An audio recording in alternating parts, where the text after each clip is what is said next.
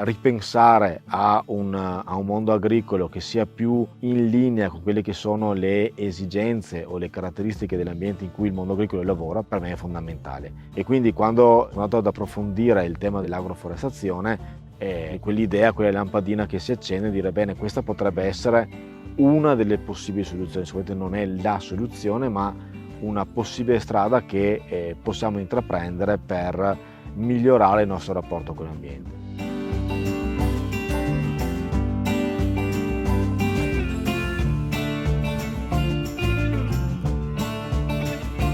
Il gruppo operativo nasce dal momento in cui il mondo dell'imprenditoria agricola, il mondo della ricerca e il mondo dell'assistenza, quindi i professionisti, si trovano intorno a un tavolo e cercano di sondare soluzioni alternative e ovviamente anche innovative su alcuni problemi. Da una parte il declino della bioapicoltura, quindi della produzione di biopo in Italia, e il secondo filone era la perdita di sostanza organica dei suoli, quindi i suoli che sono stati molto utilizzati soprattutto nell'ultimo secolo e quindi sono andati ad abbassare la percentuale di carbonio all'interno del terreno stesso.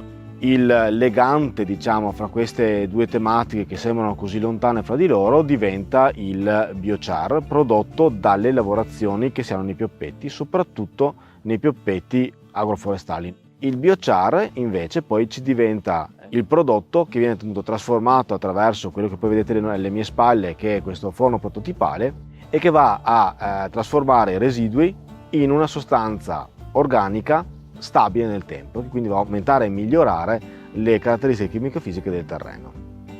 A oggi questo prototipo funziona con un carico-scarico del materiale e tutto il calore che viene prodotto durante la carbonizzazione viene rilasciato in ambiente.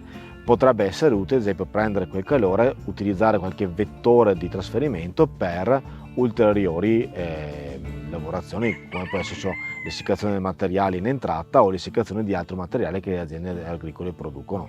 Un esempio fra tutti, le noci.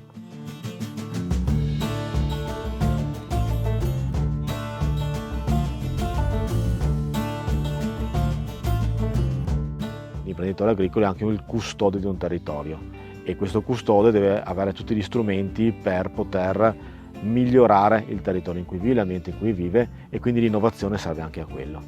DSR Veneto sicuramente è stata la genesi del gruppo operativo, senza quello non avremmo potuto esistere come idea.